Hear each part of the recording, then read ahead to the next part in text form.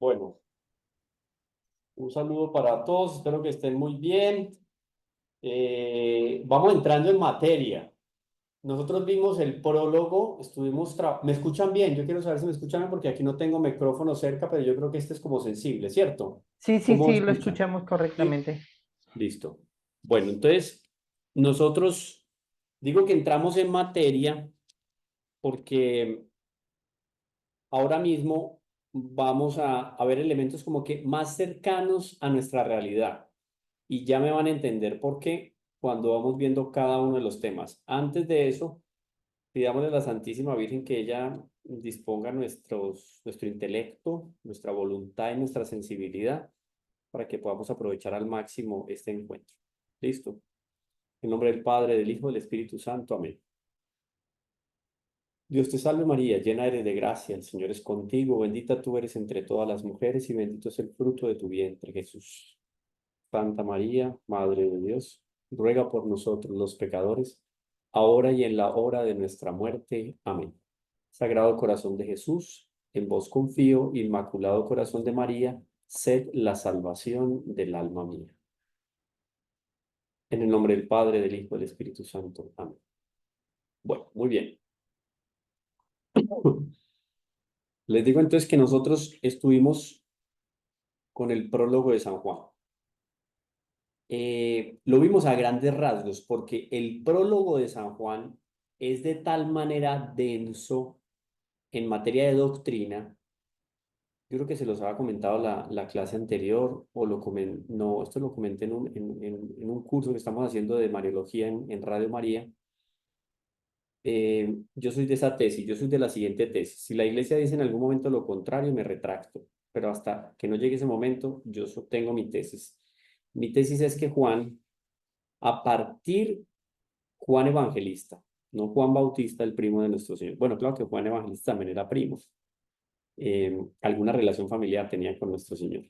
El caso es que Juan Evangelista, hermano de Santiago, hijo de Zebedeo, los hijos del trueno, también de Boanerges, como lo llama la escritura, Juan tenía una mentalidad A en el momento en que se encuentra con nuestro Señor. Esos 3 años de vida pública que él acompaña a nuestro Señor Jesucristo, él ve milagros, escucha los dichos de nuestro Señor, sus sermones, mm, escucha el latido del Sagrado Corazón de Jesús. Eso lo dice la Escritura, él puso su oído en el pecho de nuestro Señor, escuchó los latidos del Sagrado Corazón de Jesús. Él acompañó a nuestro Señor al monte en la transfiguración. Él tuvo muchos privilegios. Es una palabra que a veces es señalada como si fuera algo, una actitud errada, tener una preferencia, ¿no? Yo puedo tener una preferencia libremente, nuestro Señor tenía una preferencia. Tenía unos apóstoles que había escogido por una preferencia especial, por una vocación especial. Una vocación especial es una preferencia especial de la providencia, que es un misterio. Él tenía a Pedro, Juan y Santiago, y con ellos se iba y venía. Y ellos se encargaban, como un primer núcleo de radicalidad, de transmitir a los demás aquello que convivían de una manera más especial ellos con nuestro Señor. Entonces Juan tuvo una formación muy especial, 3 años. Si yo estoy haciendo una formación de pregrado, me estoy preparando para ser arquitecto, para ser médico, para ser ingeniero, astronauta. Son más o menos unos 4 o 5 años de formación. Aquí ellos tuvieron 3 años de compartiendo con nuestro Señor Jesucristo. Eso es mucho más que cualquier carrera universitaria, o sea, ni se diga, sería un absurdo comparar, pero para que nos hagamos la idea de lo que es formación hoy en día y lo que fue la formación que recibió Juan, Pedro, Santiago, Judas Tadeo, el mismo Iscariote, Santiago, los dos Santiago, ¿no? Mayor, menor, etcétera. Todos ellos, 3 días, 3 años, perdón, día y noche conviviendo con nuestro Señor Jesucristo. O sea, él tuvo una formación impresionante. Además de aquello que la gracia le comunicaba y le hacía más agudo, más profundo y más fundamentado aquí en su intelecto. Llega el momento de la crucifixión, todos abandonan a nuestro Señor. Juan persevera al pie de la cruz. Muy seguramente por las oraciones de la Santísima Virgen, Nuestra Señora ayudó muchísimo en la perseverancia, en la santidad, a consolidar la santidad de Juan Evangelista.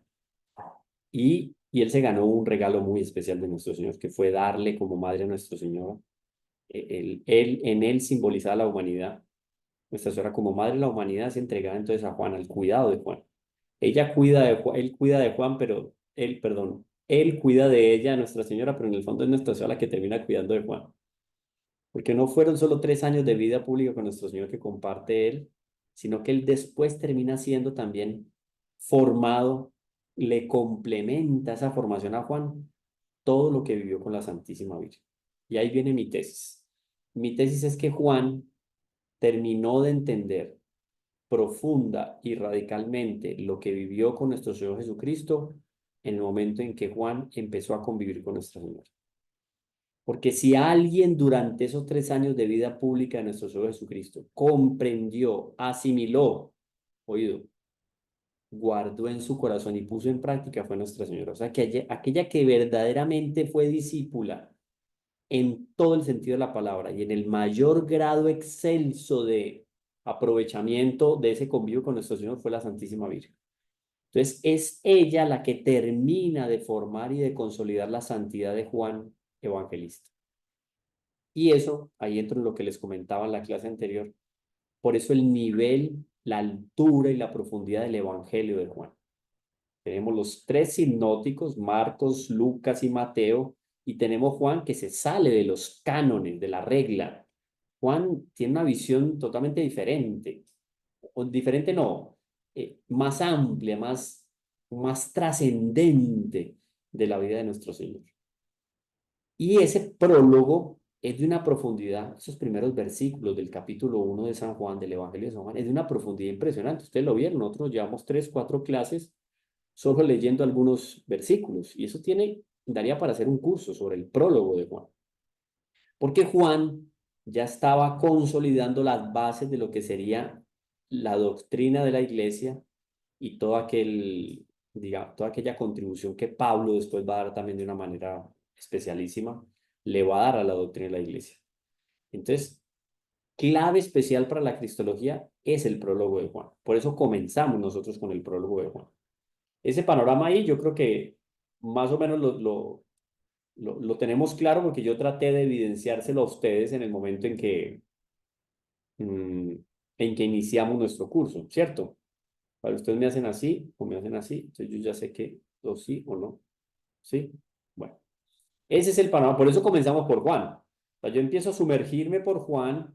Cuando yo leo el Evangelio de Juan, a mí me da Juan me coloca en un panorama donde se explicita clara y objetivamente que aquel que vino al mundo y que convivió con ellos no fue un gran profeta, no, el profeta por excelencia. O sea, el profeta de donde los demás profetas del Antiguo Testamento bebieron para poder darse el nombre de profetas. De él mana, brota el auténtico, profundo y absoluto profetismo. ¿Por qué? Porque él es Dios. Cuando hablamos de la segunda persona de la Santísima Trinidad que asume su naturaleza humana, Dios no perdió nada. ¿Se acuerdan que hablábamos de la ganancia ascensional? Porque en el fondo fue la humanidad la que ganó. La divinidad no perdió nada. La humanidad ganó, porque cuando Dios se hace hombre, eleva la dignidad de la humanidad. ¿Sí? Entonces él deja clarísimo, no solo en el prólogo, sino que hace un hincapié muy fuerte en todo el Evangelio y en su carta y en el Apocalipsis, de la divinidad de nuestro Señor Jesucristo. Y eso no estaba muy claro para la mayoría del pueblo judío, inclusive para la primera comunidad cristiana. Esto se va consolidando. Obviamente, quien muere es Dios, sí, pero ¿cómo se entiende eso doctrinalmente? Eso fue madurando en la doctrina de la iglesia. ¿Pero qué es Dios? Claro, nuestro Señor lo deja clarísimo en sus 3 años de vida pública. Y Juan da martillo en esa idea. Dios, Dios, Dios, Dios. Segunda persona, la Santísima Trinidad asume la naturaleza humana. Entonces él comienza con esa disertación en el capítulo primero, que le abre unos panoramas que uno dice, wow, esto es otra cosa. Él comenzó por otro lado, comenzó por el cielo. Los demás comienzan por la tierra. Genealogía de Jesucristo, ¿no? Hijo de y van subiendo, otro va bajando. Es una visión natural, pero que también en esa visión natural que dan los otros evangelistas de nuestro Señor Jesucristo confirman el valor de las profecías con respecto al Mesías. Porque de tal manera el pueblo judío había deformado la idea de Mesías que ya ni era Dios, casi que ni era profeta. Era un líder social político. A ese esquema se había quedado la idea del Mesías. Entonces los evangelistas vienen y acomodan en la cabeza del pueblo un momentico, es que eso no es. Olvídese que usted no puede pensar en un Mesías que es un líder religioso, simplemente un líder religioso, político y social. Es mucho más allá. Es Dios, porque el Padre y yo somos uno solo. Quien me ve a mí ve al Padre. Él es mi hijo dilecto o mi primogénito en quien pongo todas mis complacencias. Y solo el hijo conoce al Padre. O sea, una cantidad de frases categóricas que, ¿cómo decir yo en la primera comunidad cristiana que Jesucristo no es Dios? Y les cuento, infelizmente se escucha hoy por hoy en algunos movimientos, en algunos conglomerados, por no decirlo de otra manera, que se dicen católicos. Humanizan de tal manera a nuestro Señor que pierde el sentido de la divinidad. Uno dice, ¿dónde está la humanidad? No, no encuentro la divinidad en Jesús, no la encuentra, porque se humaniza demasiado. Entonces, por eso la importancia de ese prólogo. Y ustedes cojan ese texto, vuelvan a leerlo, marquen, apunten, busquen en internet, busquen textos en Vatican, la página del Vaticano. Esto aquí, algunas homilías, por ejemplo, son muy ricas en ese sentido las homilías del Papa Benedicto XVI, algunas catequesis de los días miércoles en el sentido de Cristología. Usted pone Cristología, Benedicto XVI. Es más, yo estoy compartiendo, ustedes están viendo que yo no estoy viendo, ustedes qué están viendo. No sé qué están viendo, pero ustedes están viendo, yo voy a compartir, yo dejo de compartir acá, voy a compartir página completa, listo. Pantalla, aquí a compartir pantalla. Entonces, yo les voy a mostrar a ustedes acá, miren, aquí esto, ¿dónde quedó? Se me fue otra vez. Aquí, listo. Yo voy a poner acá, esto se me va a postar para otro lado. No, está. Ya, yo voy a poner aquí Cristología, Cris- Cristología, Benedicto XVI, Vaticano. Mire, ustedes ponen así en el internet, Benedicto XVI, tal, le dan enter, le van a dar aquí todo, la Cristología de Joseph Ratzinger. Interesante. Audiencia general. Vean que usted entra, por ejemplo, a estos links acá. La importancia de la cristología. Miren este qué bonito. Audiencia general del 5 de noviembre del 2008. Usted le da clic ahí y me va a aparecer una audiencia general de los miércoles de Benedicto XVI, donde empieza a hablar de la resurrección de Cristo en la teología de San Pablo. Son pildoritas sobre cristología. Mire, por aquí el querigma, la tradición, para San Pablo, la resurrección de nuestro Señor Jesucristo, porque también la resurrección es un hecho que infelizmente, un hecho histórico que infelizmente es negado por, no así por muchos, por algunos católicos hoy en día. Que decirse católicos y decir que la resurrección no es un hecho histórico, eso es, o sea, está fuera de la iglesia, literalmente. Eso no es un hecho histórico. Entonces, es una manera de ustedes ir ampliando, digamos, el esquema, ¿cierto? El esquema de la cristología. Entonces, Juan escribe su evangelio dando ya martillo a una herejía que era la energía gnóstica, los gnósticos que ya se habían infiltrado en la primera comunidad cristiana y que tienen una idea totalmente deformada de nuestro Señor Jesucristo. Entonces, miren esto, por ejemplo, aquí, qué interesante. Lo tengo aquí. Vamos a ponerlo, a subrayarlo. La teología dogmática es principalmente la historia de las gracias de Dios. Vamos a entrar a nuestra segunda parte. ¿Qué significa eso? La teología dogmática, el estudio de Dios, lo que la iglesia ha venido definiendo a lo largo de varios siglos con respecto a aquello que hay que creer, hay que saber y hay que creer con respecto a nuestro Señor Jesucristo. Eso significa que es la historia de las gracias de Dios. ¿Cómo así que las gracias de Dios? Claro, de la participación en la vida de Dios. Pero ¿cuál es el más grande don que hemos recibido de Dios? Y que es el más grande de todos. ¿Cuál es el mayor regalo? Por eso el gran misterio de nuestra fe está aquí. Esto de la encarnación. ¿Por qué? Porque es el mismo Dios que se nos dio. Él mismo viene, asume la naturaleza humana en todo igual al hombre, menos en el pecado. Porque en él no hay mancha de pecado original. Todos heredamos a partir de Adán y Eva, a causa de la culpa de esos nuestros primeros padres, a partir del pecado de Adán y Eva, donde fue probada la humanidad en la persona de ellos dos, el castigo para ellos dos tuvo repercusión para todos nosotros, menos en nuestro Señor Jesucristo, en la Santísima Virgen, según enseña la teología josefina. San José tampoco fue tocado por ese pecado original. Bueno, y algunos casos muy particulares de que hayan sido concebidos pero no nacidos con pecado original. Eso también hay casos. Por ejemplo, el caso de Juan Bautista. Juan Bautista, la iglesia nos enseña que Juan Bautista es santificado en el vientre de Santa Ana. De tal manera que Juan Bautista es concebido con pecado original en el cuerpo, en el vientre de Santa Ana, pero nace sin pecado original. ¿Por qué?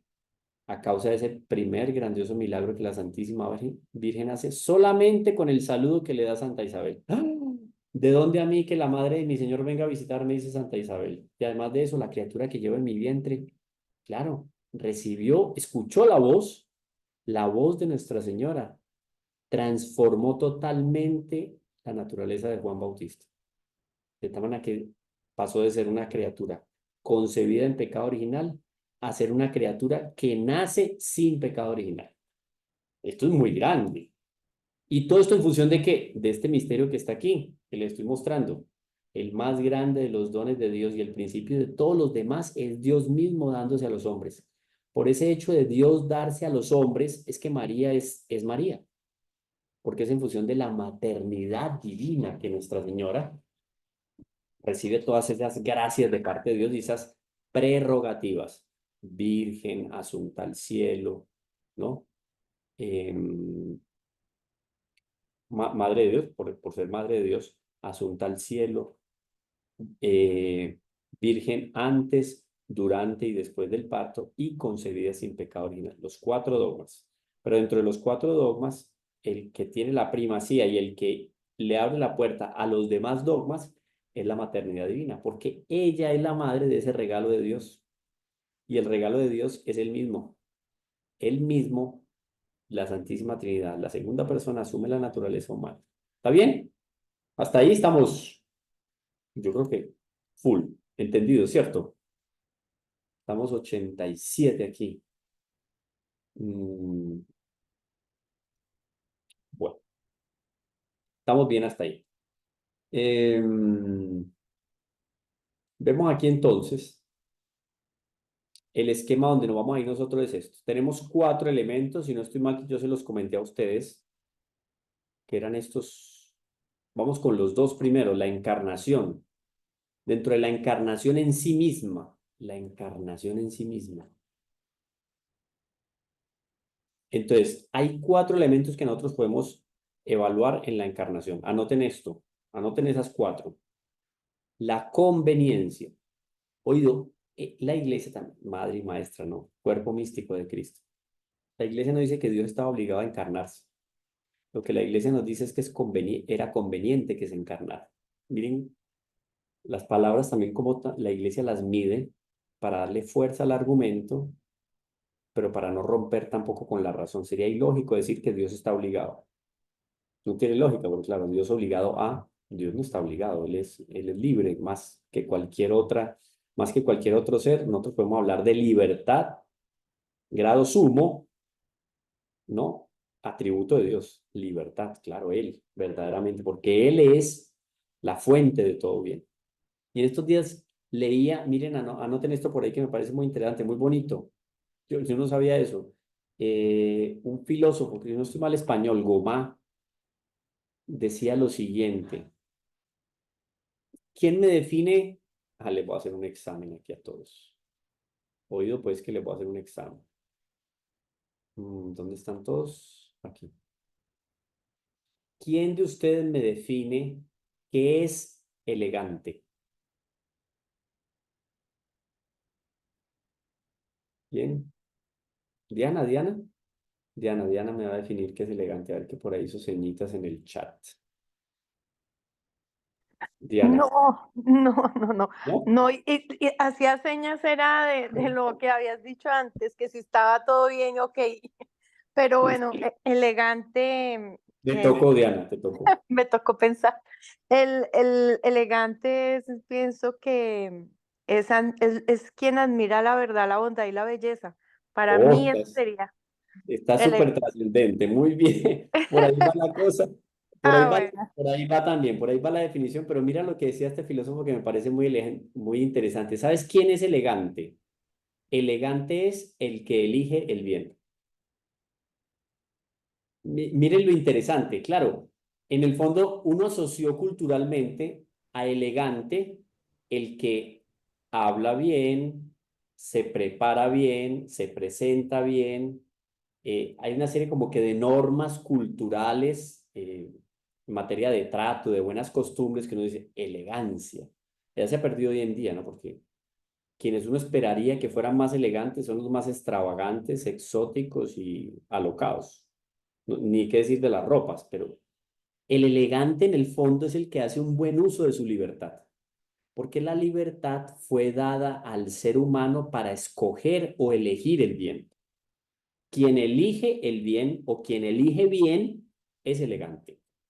O sea, en el fondo un santo es elegante porque el santo eligió bien, eligió lo mejor, que es Dios, es el sumo bien. Entonces, miren, esta definición de bien unido al comportamiento del hombre, le da otra categoría a lo que significa elegancia y al uso de la libertad. Entonces, me da cuatro elementos aquí. Esto es también, digamos que es extracto de alguna manera de lo que expone Santo Tomás de Aquino sobre la cristología. Entonces, nos va a decir, primero hay una conveniencia. Yo voy a borrar esto. Primero hay una conveniencia o un motivo de la encarnación. Listo. Después hay una naturaleza de la encarnación. Lo vamos a ver también en detalle. Después vamos a ver la divinidad de nuestro Señor Jesucristo. Wow, esto aquí, mejor dicho. Esperamos que esto nos avance. Y después vamos a encontrarnos con la humanidad de nuestro Señor Jesucristo, que es, mejor dicho, un panorama riquísimo. Cada uno de estos nos podría dar para un nivel. Yo podría decir nivel uno. A ver, esto aquí se me fue. Nivel uno de Cristología.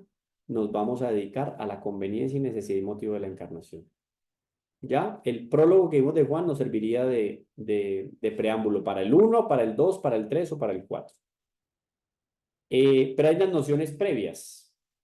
Miren cómo en los primeros tiempos de la iglesia, los padres griegos, entonces nosotros tenemos unos padres orientales y occidentales. El oriental, el oriental siempre ha sido muy dado a la meditación, a trascender más fácilmente. El occidental menos. El oriental tiene una visión como más mística del mundo. Es una característica propia de la naturaleza, más bien. Entonces, miren, por ejemplo, las expresiones con respecto a la encarnación que se usaba en los primeros tiempos de la iglesia. Dice, por ejemplo, humanización. Eso la iglesia lo fue ajustando, porque si hoy en día yo digo que Jesucristo se humanizó, técnicamente, según la doctrina católica, no sería preciso, porque el humanizar como que de alguna manera le arranca prioridad o desplaza la prioridad de la divinidad. Y nuestro Señor asume naturaleza humana, pero no pierde nada de Dios, nada. Pero es totalmente hombre, porque tiene cuerpo, tiene alma, se murió, como se van a morir ustedes, como voy a morir yo, murió propio de la naturaleza humana después del pecado original. Entonces, se humanizó, sí, pero no es completo. Incorporación, también otro, entonces se incorpora. Yo tengo, por ejemplo, aquí un vaso, que lo están viendo acá, se incorpora. Yo incorporo líquido, pero entonces queda de alguna manera imperfecta también la terminología. Asunción. Entonces ahí es relacionado con la asunción, o sea, la elevación que tiene la naturaleza humana. Claro, la naturaleza humana se elevó. Claro, madre, qué dignidad. O sea, yo decir, puede sonar, puede chocar un poco. Es una comparación vulgar, pero la hago porque es pedagógica. Campeón mundial. El campeón mundial de atletismo colombiano. Yo digo porque yo soy colombiano. Campeón mundial de atletismo colombiano. Eso no le da dignidad al pueblo colombiano en función en el ámbito internacional, claro. Premio Nobel de Física.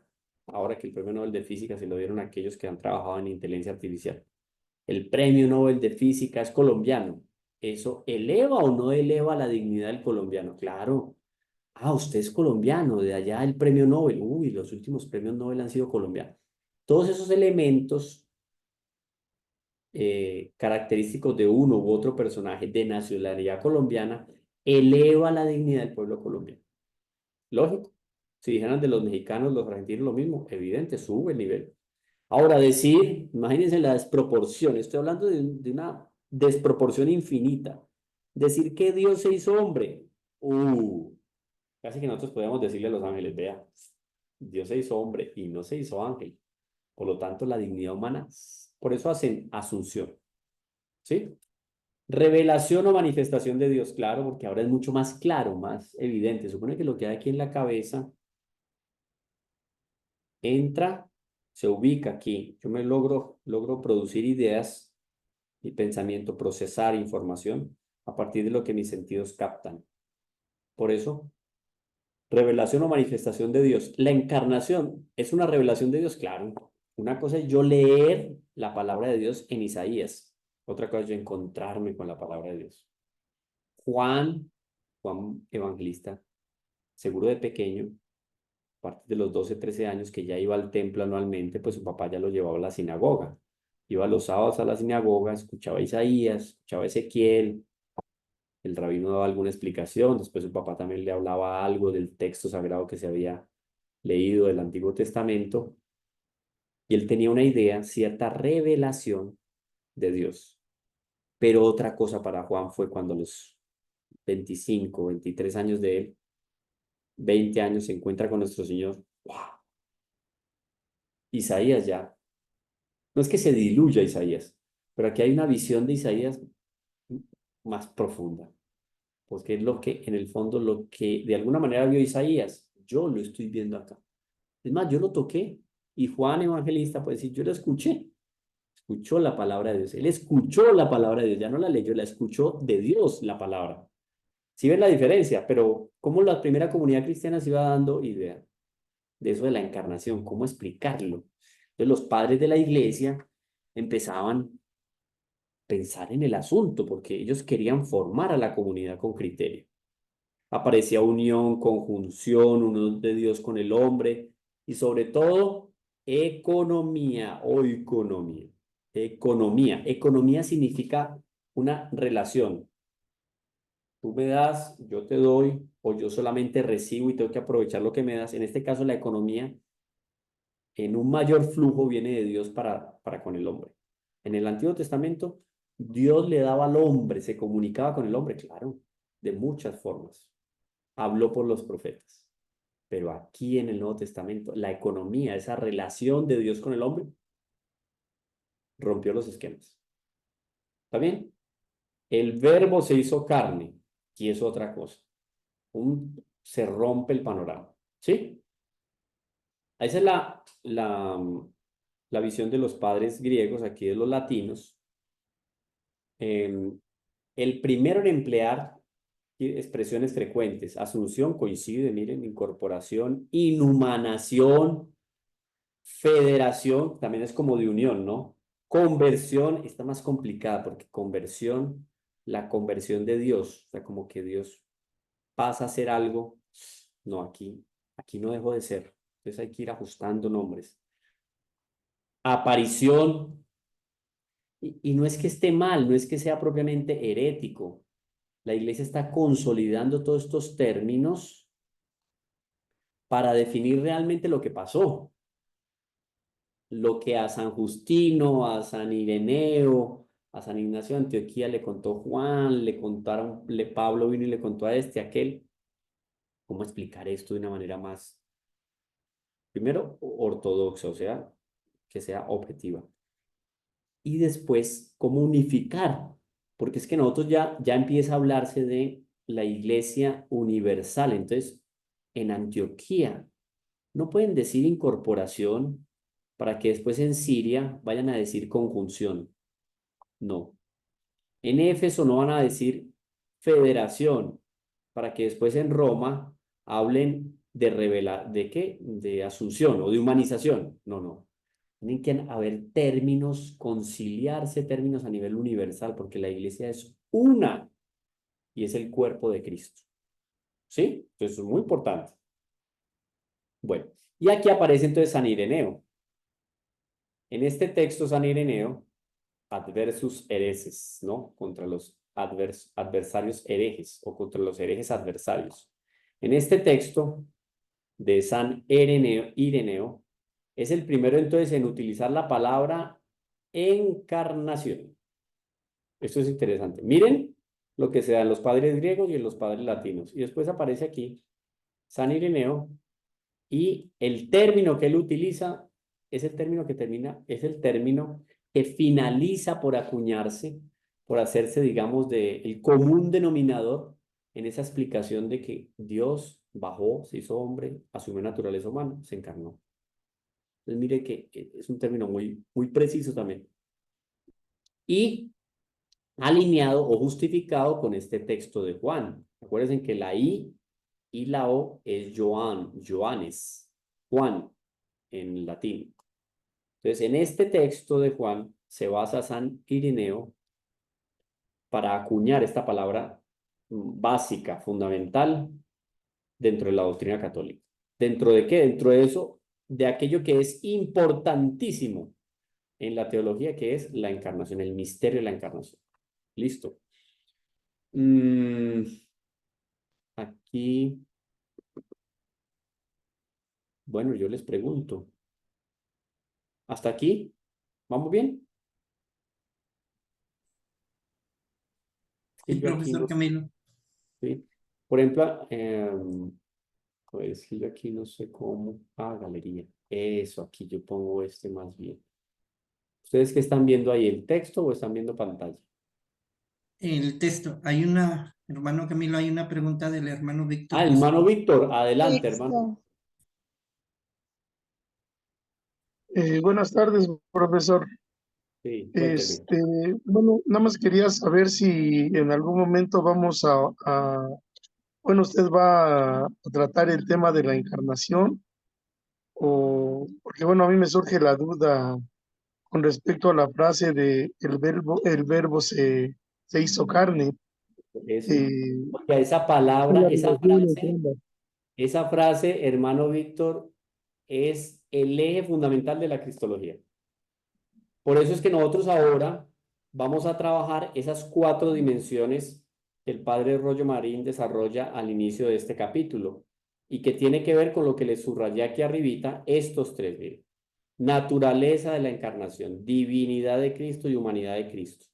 Cuando yo hago un análisis de la humanidad de Cristo, yo empiezo a entender qué fue eso de la encarnación. Porque yo puedo decir, hermano Víctor, yo puedo decir que usted se encarnó.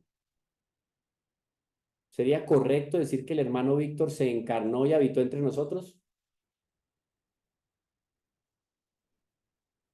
Lances, hermano Víctor, diga si sí o No, no. no, No sería preciso. ¿Quién más? ¿Qué dice Mónica? Mónica Figueroa.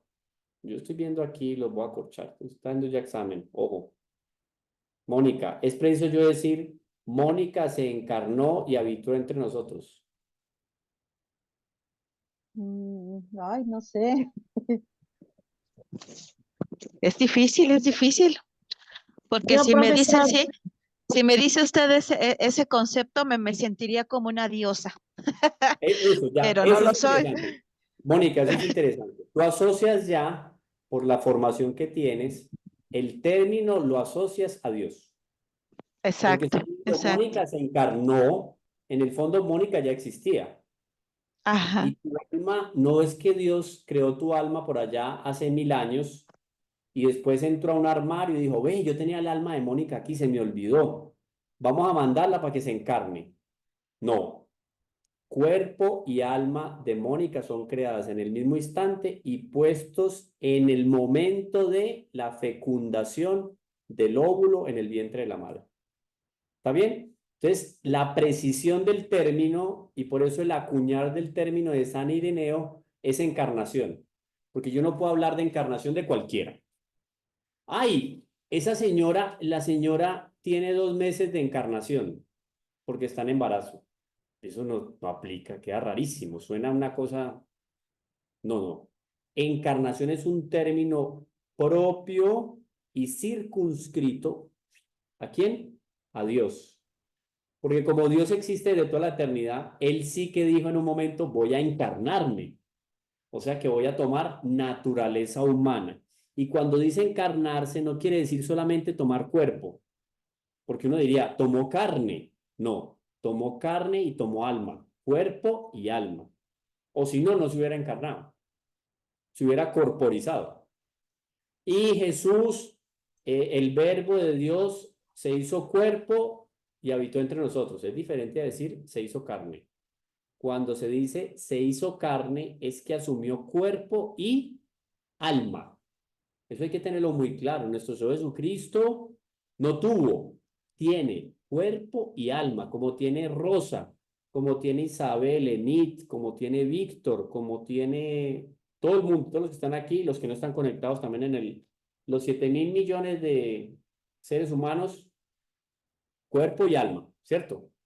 Asimismo, nuestro Señor asume, se encarna. Quiere decir, no solo que toma carne, sino que toma cuerpo y alma. ¿Está bien? Pero eso lo vamos a entender más adelantico cuando veamos. Definimos bien lo de la divinidad y definimos bien lo de la humanidad de nuestro Señor. ¿Sí? Y cuando empezamos a ver la humanidad, hay una cosa que me parece espectacular, cuando vamos a ver las varias maneras de conocer las inteligencias de Dios. ¡Wow! Divina, beatífica. Bueno, en fin, es una cosa. Y estuve repasando este fin de semana que hice un viaje fuera de la ciudad. Estuve repasando con unos textos aquello de la inteligencia de Dios y yo decía, wow, la iglesia lo tiene todo dicho. ¿Cómo es que yo voy a cambiar estas bellezas de la doctrina de la iglesia para irme a meter a un garaje donde no han desarrollado nada de la doctrina de Dios, donde no tienen sacramentos? ¿Yo cómo voy a vender esto tan lindo? Aquí lo tenemos todos.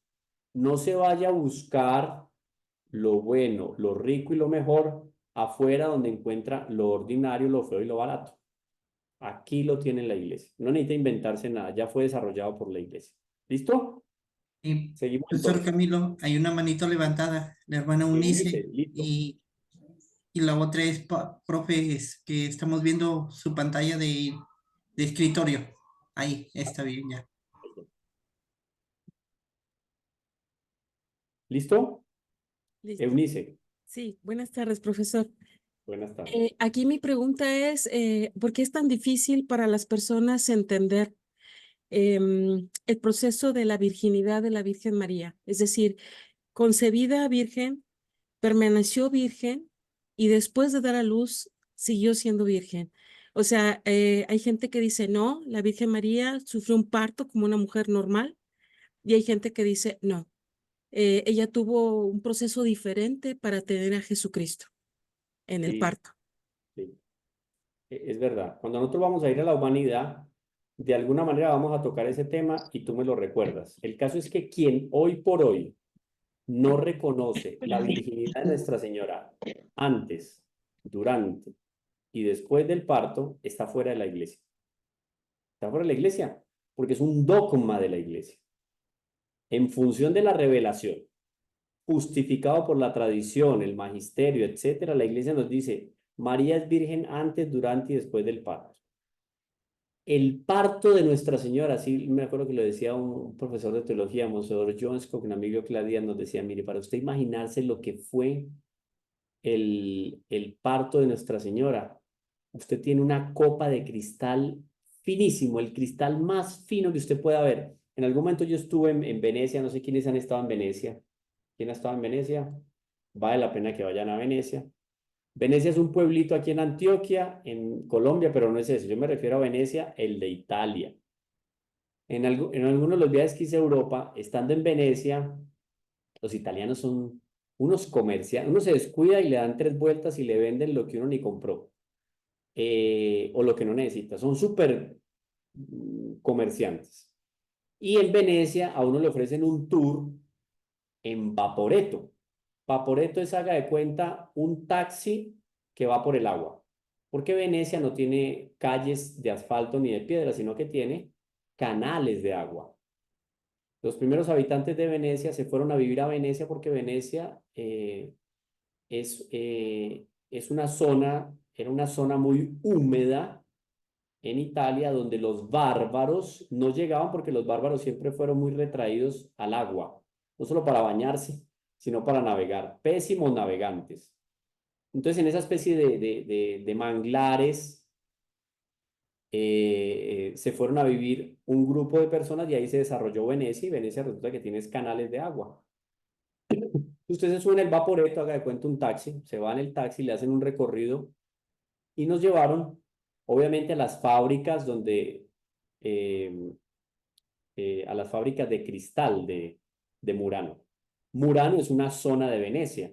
Y usted sabe que el cristal de Murano es finísimo. El cristal de Murano es una cosa, es muy fino el cristal de Murano. Entonces a usted lo ponen en una tarima y aparece el artesano, hay un horno hirviendo así incandescente. Ahí meten el cristal se calienta, después le van echando como un polvito, depende del color que quiere el cristal, y va tiñendo el mineral que le ponen, cuenta como ponerle sal, le ponen mineral al cristal y el cristal va tomando el color del mineral. Entonces, y con el calor va moldeando, eso sale como una goma hirviendo. Sacan la goma,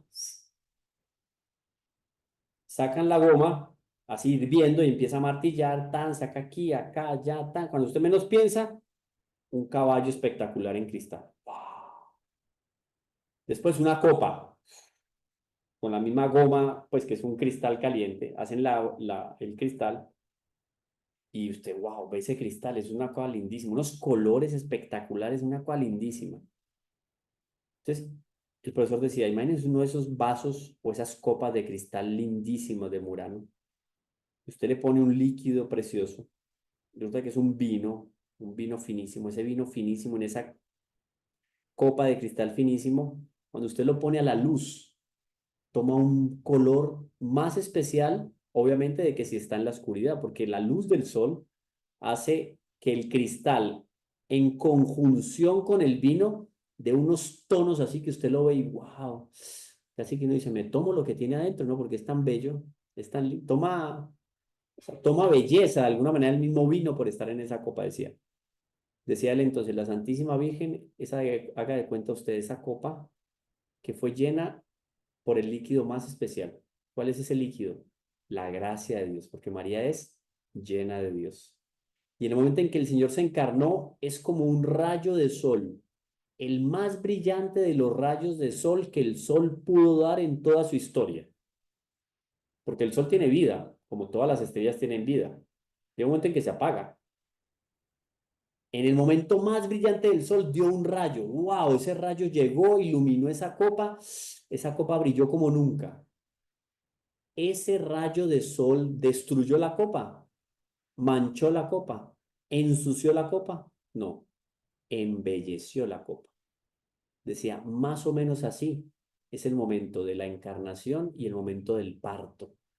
De tal manera que como Nuestra Señora como que entra en un estado de meditación en el momento del parto y sin dolor alguno, porque ella no tiene pecado original, nuestro Señor atraviesa el vientre de Nuestra Señora como esa luz de sol brillante, magnífico. La Virgen queda más bella y el niño Dios queda en los brazos de la Santísima Virgen, quien lo envuelve en pañales. Entonces, es una explicación material, digamos, física, de lo que es la encarnación produciendo un milagro de embellecimiento espiritual en la Santísima Virgen. ¿Está bien? Entonces miren cómo todo eso se relaciona con ¿qué? Con la encarnación. María quedó más bella con la encarnación. María quedó más bella con el parto. Y no tuvo dolores de parto. ¿Por qué? Porque nuestra Señora no es una mujer cualquiera, no, es la madre de Dios, que yo no puedo decir que es una muchachita igual a todas las muchachitas de la época. No es que Dios la vio a ella y dijo, ve, esta me sirve para mamá. Pero podría haber escogido a Julieta y no a María, no. María fue creada por Dios, fue pensada por Dios desde toda la eternidad para que fuera su madre. Por eso él quiso que ese parto fuera paradigmático, el mejor, el más bello y el parto perfecto en la historia de la humanidad. Y eso se conecta con la encarnación del Verbo. ¿Listo? Vamos bien, vamos bien. Yo estoy en la introducción, es que, ¿qué vamos a hacer? Pero pues está bien que pregunten, yo no tengo problema porque eso va ampliando el tema y está unido, hay como unirlo. Si está desenfocado, yo les voy a decir, pero estaba bien. Entonces, ya vimos padres griegos por un lado, los orientales y occidentales por otro lado, o sea, griegos y latinos, tal. Pero el CERN está aquí. Lo que preguntaba ahora el hermano Víctor, el verbo se encarnó, esto es la encarnación. Entonces, asume cuerpo y alma. Entonces, ¿qué es la encarnación? Esto es la encarnación. Miren lo que se resume en la encarnación. Aquí. Listo. Acabamos la clase. Esto es el curso. El curso está resumido aquí. Cristología es esto. Nosotros vamos a estudiar a un hombre con persona divina, con naturaleza humana y con naturaleza divina. Oído, no tiene persona. Vamos a anotar aquí, claro, aquí. Voy a escribir acá. Voy a poner acá, claro, clarísimo. Aquí voy a poner. ¿Dónde pongo esto? ¿Cómo hago? Aquí ya. Voy a poner aquí. Ay, ay, ay. Miren lo que voy a poner acá. Ojo, pues. En mayúscula voy a poner. No tiene. Ay, ¿qué se me hizo? No tiene persona humana.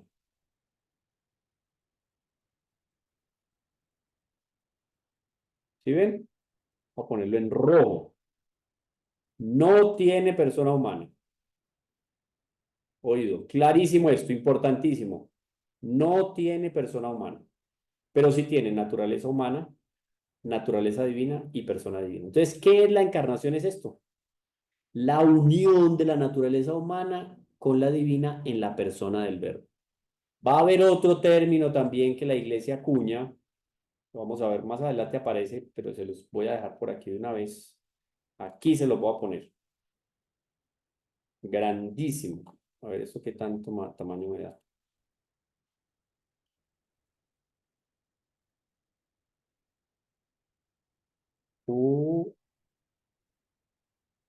Unión ay,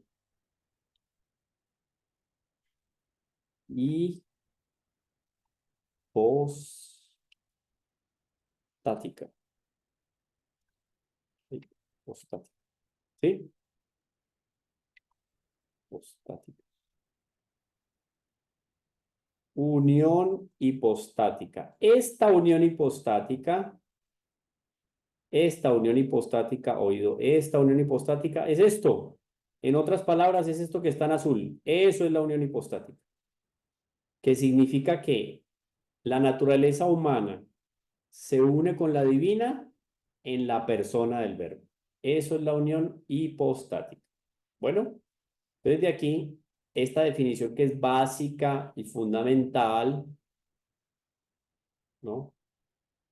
Vamos acá, nos va a dar pie para que iniciemos con lo siguiente.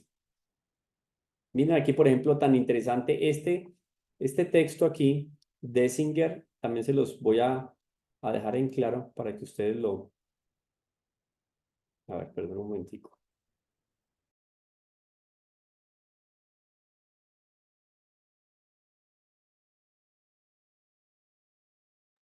Ya, me están escuchando y viendo, ¿cierto? Sí.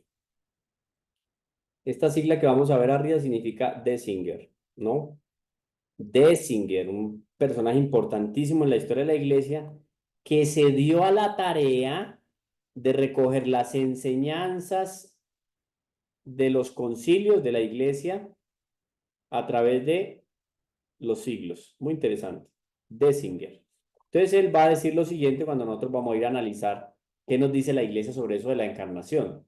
Dice, oído, hablando del concilio ecuménico que se celebró en Calcedonia, eso fue en el siglo VI, en el año 451. Va a decir lo siguiente al respecto de la encarnación. Oído, el hermano, se me fue esto, se me perdió. El hermano Víctor que estaba preguntando, mire lo que el concilio de Calcedonia nos va a decir sobre la encarnación. Oído que esto es muy importante. Dice el concilio, 1400 años atrás, oído, y la iglesia sigue pensando lo mismo. Dice entonces que siguiendo pues a los santos padres, todos a una voz enseñamos, esta es la palabra del Papa en el concilio de Calcedonia. Busquen por ahí en internet a ver si me recuerdan quién era el Papa en la época del concilio de Calcedonia. Oído, busquen esto por favor, ayúdenme con esto. Año 451, yo le voy a decir que me copie, lo voy a poner aquí en el chat para que ustedes me ayuden a buscar. Voy a ponerlo en el chat, a ver quién me busca. Concilio ecuménico. Me dicen quién era el Papa en ese siglo V. Ay, Blanca ya lo encontró, Blanca. Tan rápido. Blanca. Blanca Estela Canales está levantando por ahí la mano. Es León Magno. ¿Quién? León, el San Magno. León Magno. Nada Ajá. más y nada menos que San León Magno. ¿Confirmadísimo? Sí. Pero yo tenía una pregunta antes de esto. ¿Perdón? Yo tenía una pregunta antes de que pasara esto. Bueno, que Sí. pasara el siguiente punto, que dice que no es una persona humana. Ahí ya no me quedó claro, porque se supone que cuando Jesús toma la naturaleza humana se vuelve humano, ¿no? Como Sí, pero, nosotros. sí, pero yo te voy a distinguir ahí algo muy especial. Es bueno que lo preguntes, está bien, Blanca. De pronto, voy a leer el texto de San León Magno en el Concilio de Calcedonia y si no queda ahí precisado, te lo aclaro. ¿Está bien? Ok, gracias. Porque Gracias. es la gran diferencia, por ejemplo, en el momento de yo decir se humanizó. Por ejemplo, yo digo, no sé, voy a leer el texto y ahí explico, ¿sí? Para ser más preciso. Y está muy bien tu pregunta, te la agradezco, Blanca. Entonces vamos con este texto. San León Magno, santo pues de aquellos santos de la iglesia. Dice pues, siguiendo pues a los santos padres, oídos, ya hablamos nosotros de padres de Oriente, de Occidente, griegos y latinos. Todos a una voz enseñamos, mire que él habla como iglesia, ¿no? Que ha de confesarse a uno solo y mismo Hijo, nuestro Señor Jesucristo. O sea, no hay varios. Aquí no, solo Él es el camino, la verdad y la vida. Perfecto en la divinidad y perfecto en la humanidad. Oído, perfecto en la divinidad y perfecto en la humanidad. Verdaderamente Dios y verdaderamente hombre. Importantísimo, claro. Ahora, con alma y cuerpo racional. Hasta ahí, ¿cuál es la diferencia con nosotros? Que Él es Dios. Alma como nosotros, cuerpo como nosotros y verdaderamente hombre como nosotros. Ninguna ¿Cierto? diferencia. Diferencia y un punto importantísimo. No solamente que es verdadero Dios, sino que es consustancial en cuanto al Padre o en relación al Padre. Oído, esto lo voy a poner en otro color. Consubstancial con el Padre en cuanto a la divinidad. ¿Qué significa eso? Que tiene la misma sustancia, o sea, divina. Y es consustancial al Padre y es consustancial al Espíritu Santo. El Espíritu Santo es consustancial al Padre y es consustancial ¿a quién? Al Hijo. Al Hijo. El Padre es consustancial ¿a quién? Al Hijo y al Espíritu Santo, ¿cierto? Entre los tres son consubstanciales, o sea que tienen la misma sustancia. ¿Sí? Porque no es lo mismo decir que tenemos la misma naturaleza a ser consubstanciales. Miren la diferencia del término, eso es muy importante. Uy, importantísimo. Blanca, ¿tú y yo somos consubstanciales o tenemos la misma naturaleza? Tenemos la misma naturaleza. ¿Qué es más cercano a lo igual? ¿Consubstancial o connatural? Consubstancial. ¿Está bien? Porque yo no voy a decir, yo no puedo poner el estatus del padre, digamos que Blanca es el padre, Víctor es el hijo y yo soy el Espíritu Santo. Somos connaturales, pero no somos consubstanciales, porque no somos iguales. No, y no tenemos la misma sustancia, ¿no? Son tres Eso, personas A lo distintas. mejor, la a lo tiene, mejor tú eres eso, la O tiene. negativo, yo soy A positivo, Claro, hay y Víctor es, diferencias. Tenemos ajá, diferencias. La estatura. Tú eres mujer, nosotros somos hombres. ajá, Pero tenemos la misma naturaleza humana. Sí. sí. Pero en esencia, en la sustancia, no somos iguales. Somos iguales en naturaleza, pero no en sustancia. En cambio, con la Santísima Trinidad es diferente.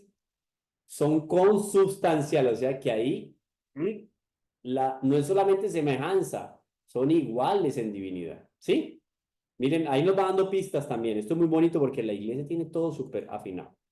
Y vamos entendiendo, usted les va quedando en la cabeza claro lo de consubstancial, etcétera, y tal. Es consubstancial con el Padre en cuanto a la divinidad. Sí, señor. Y es consubstancial con nosotros en cuanto a la humanidad. Vamos a ponerle otro colorcito acá.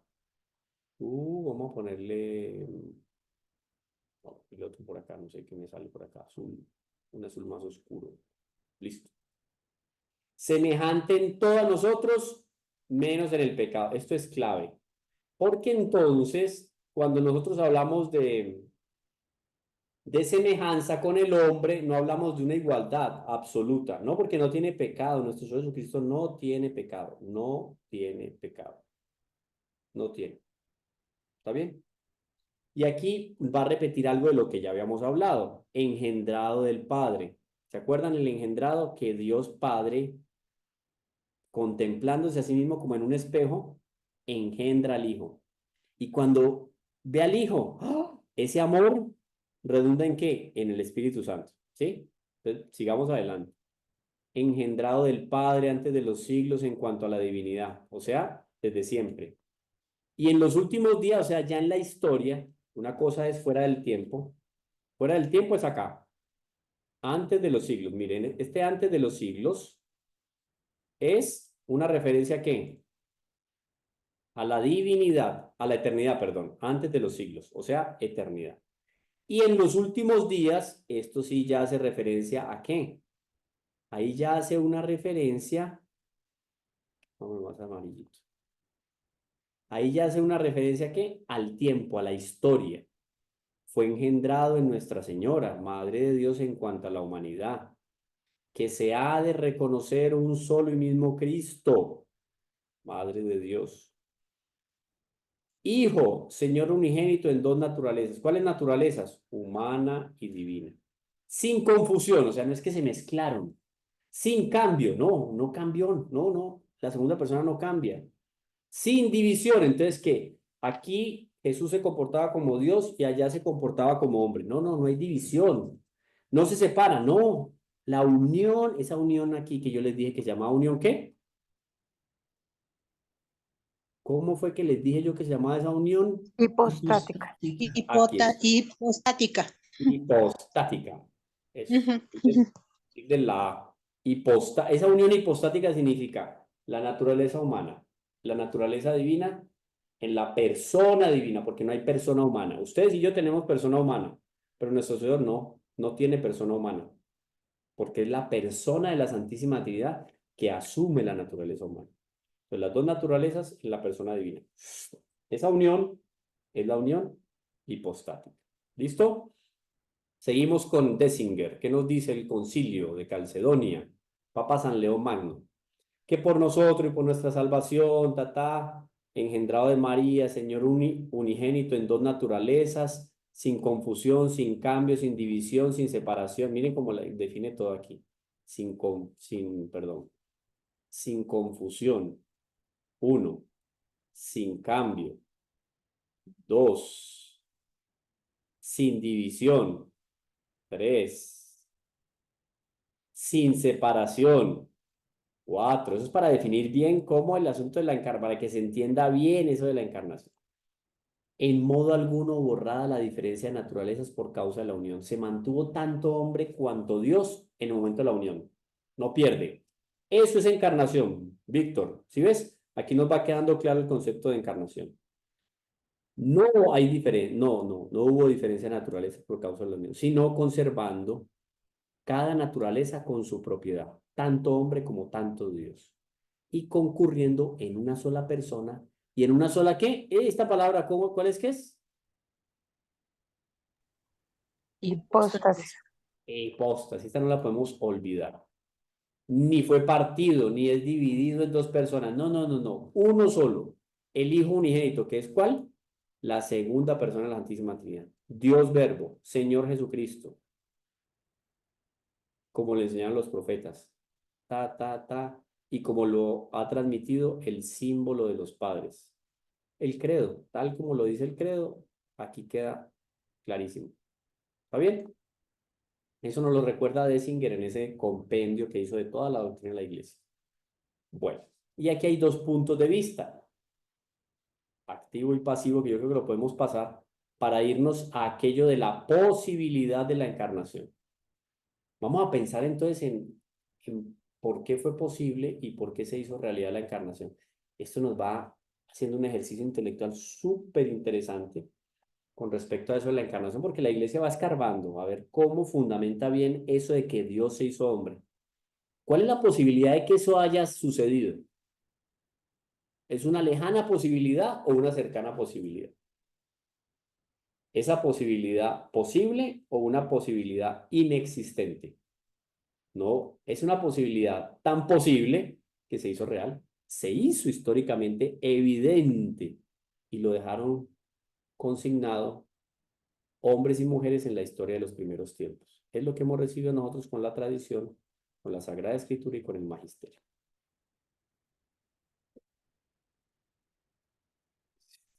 Cierran sus cuadritos por ahora. No sé si hay preguntas. Hermano Marco, tiene usted la palabra. Muchas gracias, profesor Camilo. Algunos hermanos, por favor, que quieran hacer alguna pregunta, por favor, pueden hacerlo en este momento levantando su mano. Hermana Rosa Elena. Gracias. Yo veo la encarnación como ejemplo, como lo que tú nos estás dando. Es como cuando yo agarro una lámpara y afoco en el cristal de mi mesa, pues la luz atraviesa y apago la lámpara y el cristal sigue igual. Así me imagino yo que así fue la encarnación de la Santísima Virgen.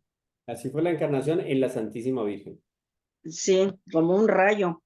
De igual manera también es como si en un lago, como que si en un lago avientas una piedra, entra la piedra, pero ¿dónde quedó el rastro de aquella piedra en el lago?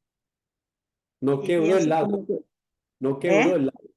no queda huella, Uh-huh. no hay huella. Sí. No me explico por qué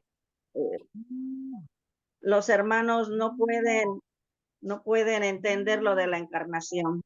Sí, hay gente que simplemente, mira, eso es muy sencillo, Rosalena.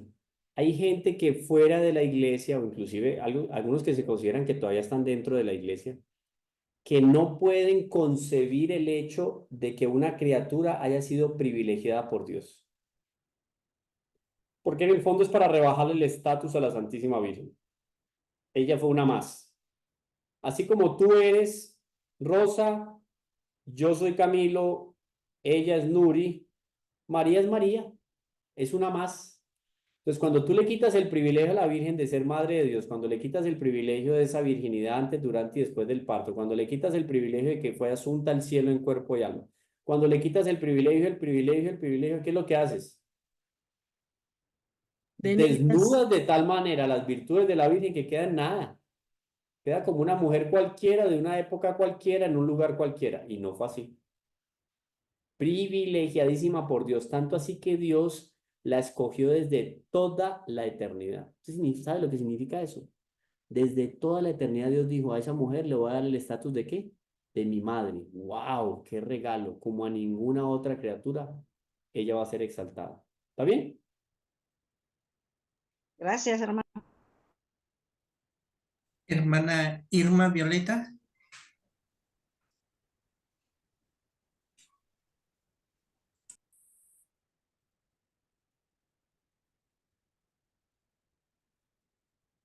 No se le No está escucha, hermana. activado. Tiene que activar el micrófono, hermana Irma. Ay, buenas tardes, profesor Camilo. Muchas gracias por esta oportunidad. Sí, bastante claro con lo que respecta a la encarnación. Y cuando usted decía con relación al cristal, pues ella, bien, siento yo que ella siempre brilló. Había algo muy, hay algo especial en ella siempre, ¿verdad? Porque para nosotros siempre está viva, ¿verdad? Mi duda es con relación a una catequesis que me estaban impartiendo, que que Jesús es profeta, mas no es el Hijo de Dios. Entonces me cuestiona eso y me deja así un poquito, que ya para tocar ese tema ante mis hermanos, pues ya no sé cómo. No, o sea, rebajar a nuestro Señor Jesucristo o bajarlo más bien del nivel de la divinidad es deformar a Jesucristo. O sea, yo no puedo imaginarme un Jesucristo donde la divinidad no está presente. O sea, yo no puedo imaginarme un Jesucristo donde la persona de Jesucristo es humana. La persona de Jesucristo es divina. Por eso es que es Dios hecho hombre. Si no tuviera la persona divina, sino persona humana, ya no sería Dios. Ahí sí sería simplemente un gran profeta. O sea, que de pronto algunos digan que dentro del Islam se considera a Jesús como un gran profeta y que eso es muy interesante, pues para mí eso no es interesante. Para mí, particularmente, como teólogo, es rebajar a su mínima expresión a nuestro Señor Jesucristo. Es deformar, es caricaturizar a nuestro Señor Jesucristo, porque no es un gran profeta, es Dios hecho hombre. O sea, los profetas y grandes profetas del Antiguo y del Nuevo Testamento lo fueron y lo serán, porque grandes hombres, un San Francisco de Paula, etcétera, que fueron llamados profetas en el Nuevo Testamento. Si fueron profetas fue porque de alguna manera reflejaron el profetismo por excelencia en Dios hecho hombre, o sea, en nuestro Señor Jesucristo. Entonces es imposible concebir a un Jesucristo sin la persona divina. Eso es como usted tratar, imagínese, mire el absurdo, que esto es una comparación vulgar. Es como usted querer sacar la naturaleza del elefante al elefante sin que deje de ser elefante. Hágame ese experimento. Imposible. Quítele Difícil. usted el agua al mar sin que deje de ser mar. Es esencial en el mar el agua, ¿cierto? Me queda pura sal. Me queda pura sal, ya no es mar. Ahora, quítele la divinidad a nuestro Señor Jesucristo. No es Jesucristo. Dejó de ser Dios. Destruyó usted la imagen de Dios hecho hombre, porque no hay divinidad. ¿Sí? Eso es muy importante, Sí. fundamental. Gracias. Gracias, profesor Camilo. Gracias, profesor. Nunca la humanidad de nuestro Señor Jesucristo nunca se va a separar de Dios Padre ni de el Espíritu Santo. Siempre Nunca. van a estar unidos, como dice. Siempre, porque la Trinidad es un solo Dios. Por más que nuestro Señor Jesucristo se asumió naturaleza humana, y yo lo vi aquí en Jerusalén caminando, haciendo milagros, tal, Él no deja de estar en el Padre. Él lo dice, está clarísimo en el Evangelio. Él estaba con el Padre, yo estoy con el Padre, o sea, Él nunca dejó de estar con el Padre, por más que estaba caminando por las calles de Judea, nunca dejó de estar con el Padre. Por eso la persona divina asume la naturaleza humana para poderse conectar con la historia del hombre, pero nunca abandona el cielo. nunca abandona. Y cuando veamos los conocimientos de Dios, conocimiento beatífico, ciencia infusa, etcétera, etcétera, vamos a dar cuenta cómo esa inteligencia de Dios, persona divina, siempre estuvo ahí en la Santísima Trinidad y nunca se alejó, nunca se desprendió, jamás. Cuando nuestro Señor grita, es un grito lancerante que nuestro Señor lanza y dice: Eloí, Eloí, lama sabactani. Señor, Señor, ¿por qué me has abandonado? Uno diría, ay, entonces se fue Dios. No, es la naturaleza humana que clama porque siente la soledad. La naturaleza humana. Pero de ese cuerpo y de esa alma ahí que están sufriendo los dolores de la crucifixión, nunca se desprende la divinidad. Siempre está ahí la segunda persona de la Santísima Trinidad.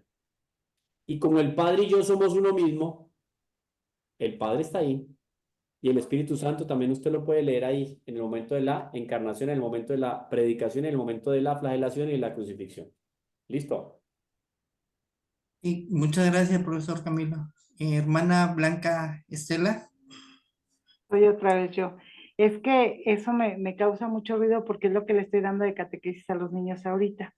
Precisamente el sábado hablamos de eso, de la Trinidad. Entonces, yo les explicaba que una cosa es la encarnación, otra es cuando engendras algo, ¿no? A un niño que somos los humanos. Y eso de, también les tienes que hablar que Jesús, pues hizo milagros cuando tuvo su vida pública, pues estuvo como nosotros, ¿no? Yo les decía, pues lloró con Lázaro, se enojó cuando vio su templo, ¿no? Y se enojó mucho y aventó las cosas, pero ahorita así me causaba ruido, ¿no? De lo que dijo la señora que era profeta. Yo nunca lo he visto como profeta, lo he visto como un Dios, pero un Dios humano, un Dios que siente, un Dios que pues que estuvo con nosotros, ¿no? Bueno, estuvo en ese tiempo y otro también, conviviendo con sentimientos, con todas esas situaciones, entonces ya me conflicté todo, pero ya entendí que él, aunque estaba aquí, su divinidad estaba allá con Dios, nunca la dejó. No se escucha, no se escucha. Porque cuando tú haces, por ejemplo, una referencia a los ángeles, que son puros espíritus, Blanca, tú no puedes decir, ahí está el ángel está allá. Como es un espíritu, yo no puedo ubicarlo en el ancho, alto y largo, que son las tres dimensiones de la materia. Yo ubico la materia, pues por ejemplo este lapicero, están todos viendo el lapicero, ¿cierto? Este lapicero yo lo puedo ubicar, tiene un largo, tiene un ancho y tiene un alto. Hay tres dimensiones, por eso uno dice 3D. Ay, voy a ir a ver una película 3D porque voy a ver casi que tres dimensiones en la pantalla. Yo veo alto, ancho y largo. La materia, lo que es material, lo que perciben los sentidos, tiene tres dimensiones, ¿sí? Podríamos decir, y esto se sumerge en una cuarta, que es ¿cuál? El tiempo. Pero Dios no está ni en el alto, ni en el ancho, ni en el largo, ni en el tiempo. Entonces, ¿yo cómo voy a decir Dios está ahí si no puedo ubicarlo? Yo no puedo ubicar a Dios como ubico, ¿qué? Este lapicero. Está aquí. Y no está ya en la casa de Blanca. Está aquí, porque yo lo estoy viendo y lo estoy tocando acá. Dios está donde actúa. Ay, ¿dónde actúa Dios? En todas partes. Por eso Dios es omnipresente. ¿Dónde está el ángel? ¿El ángel está aquí? El ángel está donde actúa el ángel. Pero yo no puedo meter al ángel en un vaso. Porque como no tiene materia, yo no puedo meter el ángel. Ay, el ángel está aquí. Cogí mi ángel de la guarda. No, no. El ángel está acá porque el ángel está actuando, pero yo no puedo meterlo acá, porque no tiene ni ancho, ni largo, ni alto. ¿Sí? Listo. Entonces, cuando yo digo Dios está aquí en la tierra, es que no dejó de estar allá tampoco, porque Él está en todas partes.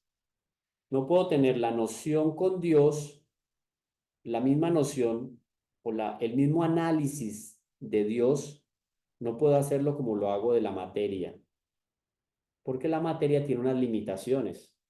Este lapicero no puede estar aquí en mi oficina y en tu casa, Estela. No, tiene que estar en un solo lugar, porque si no dejaría de ser el lapicero. Ahí serían los lapiceros y son diferentes. O podría estar la tapa en tu casa y aquí, sí, no. Dios no se dividió. Ay, Dios se quedó un pedacito aquí en Jerusalén y el otro pedacito de Dios está arriba en el cielo. No, estando Dios en la tierra, no dejó de estar nunca en la eternidad. Ese es el misterio, porque es que estamos hablando de Dios. Y eso no lo va a entender completamente ni el niño de la catequesis, ni Blanca Estela, que lleva 10 años estudiando. Entonces tienes que hablarle también de esas cosas que son tan grandes que no caben acá. Y ahí es donde le das el ejemplo de San Agustín con el ángel. ¿Te acuerdas que estaba en la playa y el niño que estaba echando el agüita en el hueco, el agüita, el agüita? Hombre, cuando se termine de meter, es más fácil meter el agua del mar en este huequito que resolver lo que usted tiene en la cabeza, Agustín. ¿No? ¿En qué estaba pensando Agustín? En la Santísima Trinidad. ¿Sí? Muy bien.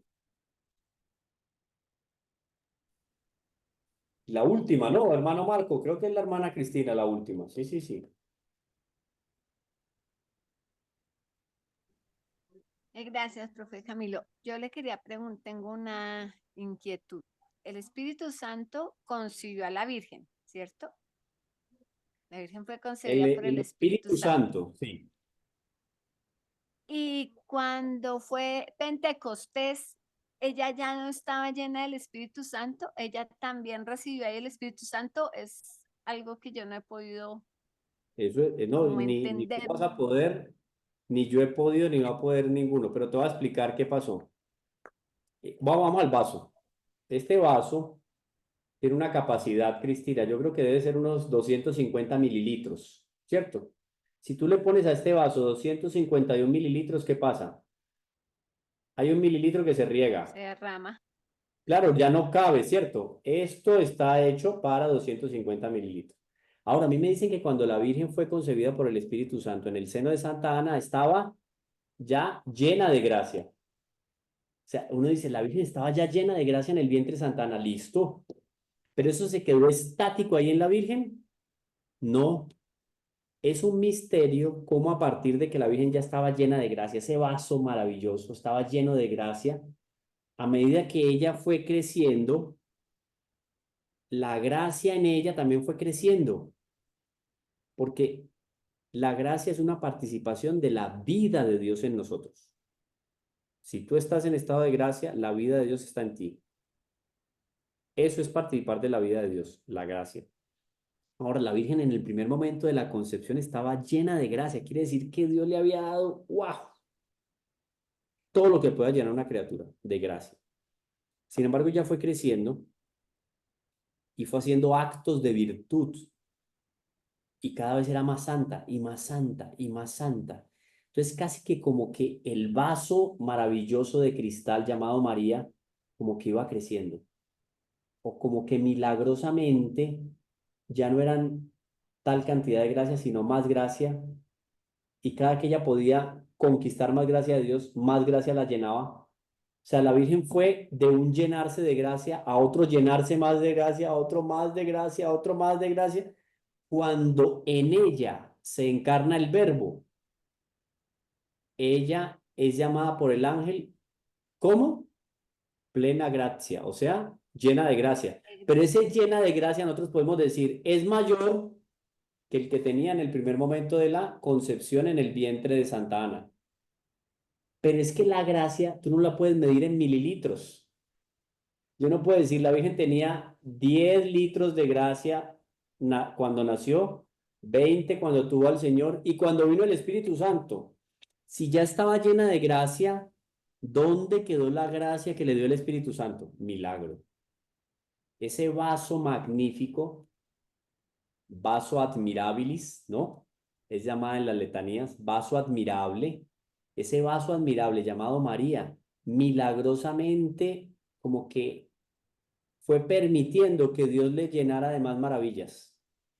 De tal manera que cuando la Virgen llega al año 70 de nuestra era más o menos, o sea, la Virgen con unos 50, 60 años, 70 años quizás, no sé, años 70 de nuestra era tal la gracia que la Virgen tenía dentro de sí, que Dios dijo, el mejor lugar para María no es la tierra. María es desproporcionada para la tierra. ¿Dónde tiene que estar la Virgen? En el cielo. Entonces María es asunta al cielo, porque el lugar más adecuado para guardar esa joya magnífica en la cual Dios había agotado su imaginación, como dice San Luis María de Montfort, ese lugar ya no era la tierra, es el cielo. Entonces Dios dijo, me la llevo. Ahí se da el tránsito de María de esta vida terrena a la eternidad en cuerpo y alma. ¿Está bien, Cristina? Entonces mira cómo hay algo de misterioso ahí. ¿Cómo fue que Dios le metió más gracia a la Virgen y más gracia? Ella fue creciendo. De tal manera, Dios, que para él nada es imposible, fue posibilitando que María tuviera más gracia sin dejar de ser María. Pero fue creciendo. Por eso es que después del Espíritu Santo, que los apóstoles ya entienden más profundamente quién es María, dice la beata Ana Catalina de Emmerich, ya ellos se acercaban a la Virgen María y cuando le pedían la bendición se arrodillaban. Porque ya entendían, wow, antes la pedían de pie. Y iban los que se encontraban con la Virgen, estaban el día con la Virgen, a la noche, cuando se iban a ir, iban a partir a una misión, la Virgen los bendecía y ellos agradecían la bendición y se iban. Ya después del Espíritu Santo, de rodillas, porque ya ven profundamente quién es esa a quien Dios escogió por madre y que es la criatura más bella de toda la historia de la salvación. Qué bonito. Gracias, profe. ¿Listo? Hermano Marco, yo obedezco, tenemos que terminar. 6:28. Hagámosla entonces la oración final. Yo invito a que, a ver, Blanca, reza tú el Ave María para terminar nuestra clase, por favor. Del Padre, del Hijo y del Espíritu Santo. Amén. Dios te salve María, llena eres de gracia, el Señor está contigo. Bendita eres entre todas las mujeres y bendito sea el fruto de tu vientre Jesús. Santa Santa María, María, Madre de Dios, ruega por nosotros los pecadores, ahora y en la hora de nuestra muerte. Amén. En nombre del Padre, del Hijo, del Espíritu Santo. Amén. amén. Que Dios les bendiga, que pasen buena noche